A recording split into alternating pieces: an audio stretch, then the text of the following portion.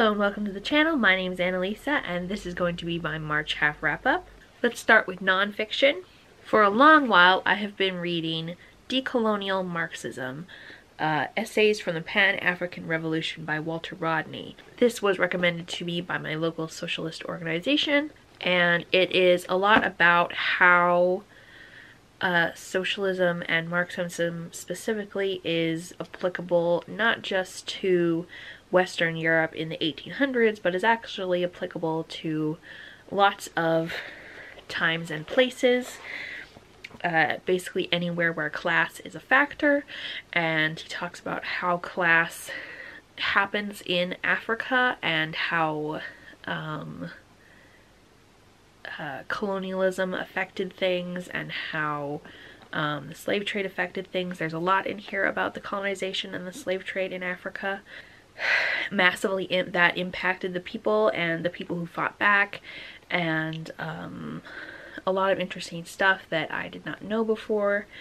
And it is also gives the example of in Tanzania they are trying out something inspired by Marxism, which is to have ujamaa, which is a way that Tanzania is working out their own variety of socialism using medium-sized enclaves of people where they run things together and share their resources and their workload. It also talks about labor unions and how labor unions have gotten more power in different areas, and specifically a study of how they worked out in Guyana, how the power of the people worked against the power of the bourgeoisie, the plantation owners, things like that.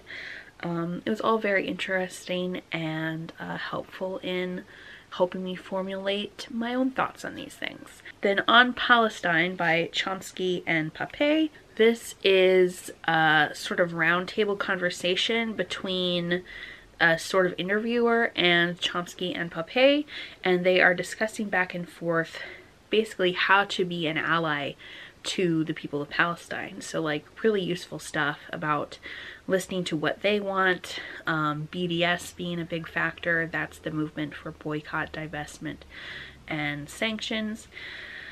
And it is run by Palestinian people, and it talks about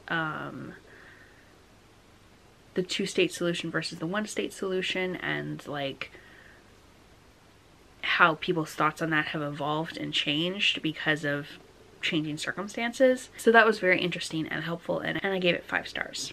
Then we have 3 romances. We have Xeni by Rebekah Weatherspoon.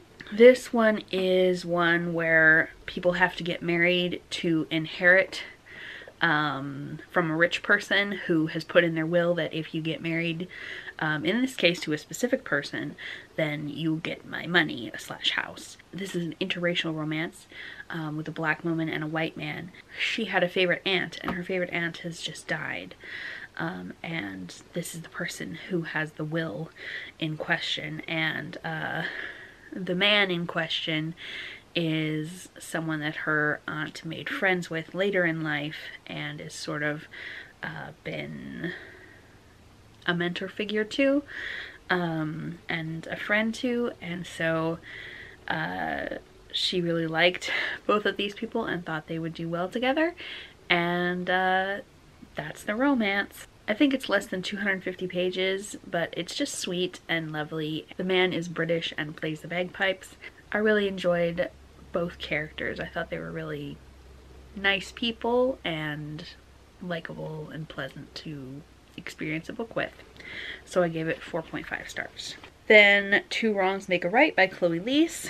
This was highly recommended by someone on TikTok as one of her favorite books. Jules is the one who recommended it, and I really enjoyed it as well.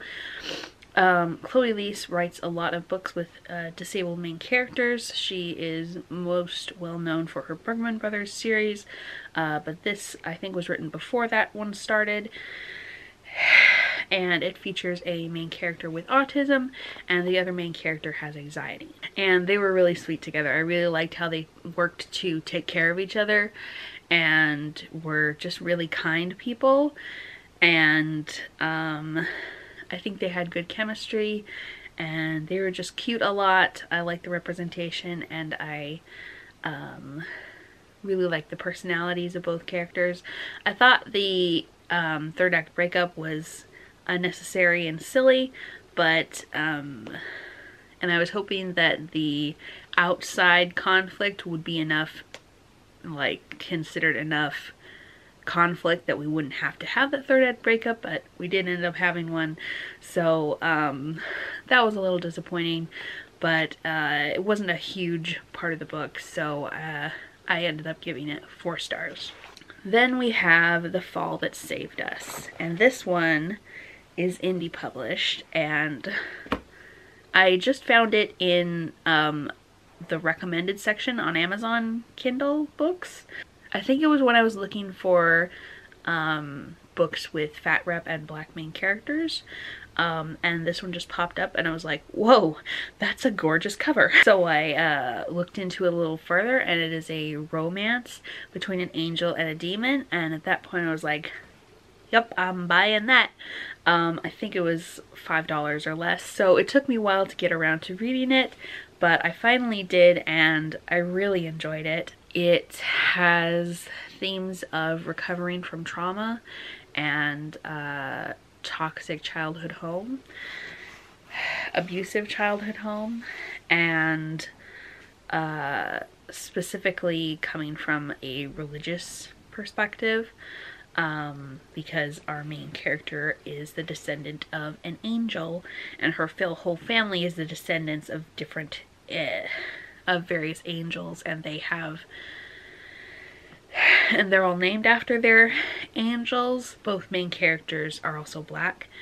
We start the story when our Nephilim is what they're called. It's been away from her horrible family for I think 3 years, and has like started up her own life, kind of like after escaping a cult. You don't have a social security number or a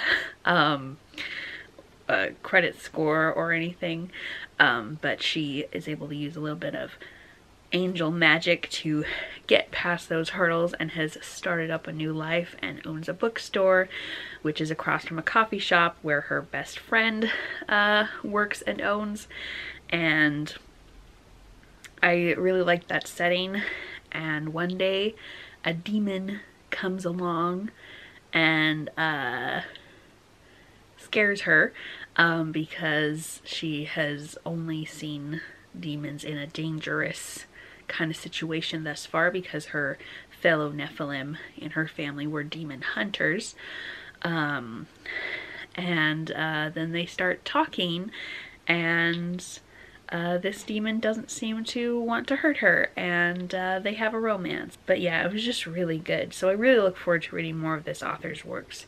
There are going to be more books about this specific couple, and also I think there are already books about other couples. So yeah, I'm excited for that. And now I'm going to subscribe to KU for about a month, I think, to read kind of a backlist of titles I've written down that are on KU that I would be interested in. So if you have any recommendations for books on KU, I'd love to hear them. Especially I'm looking for indie books, books by Black authors, Palestinian authors, trans authors, or Indigenous authors. And my favorite genres are romance and fantasy, but I can read other stuff as well. So I'd love to hear your recommendations. Also, if you read any of these, your thoughts, and something that you have read so far this month, and what you've thought of it, whether you liked it or didn't like it. I'd love to hear about all of that in the comments, or you can just leave me an emoji. Thank you so much for watching, and I will see you in the next video. Bye!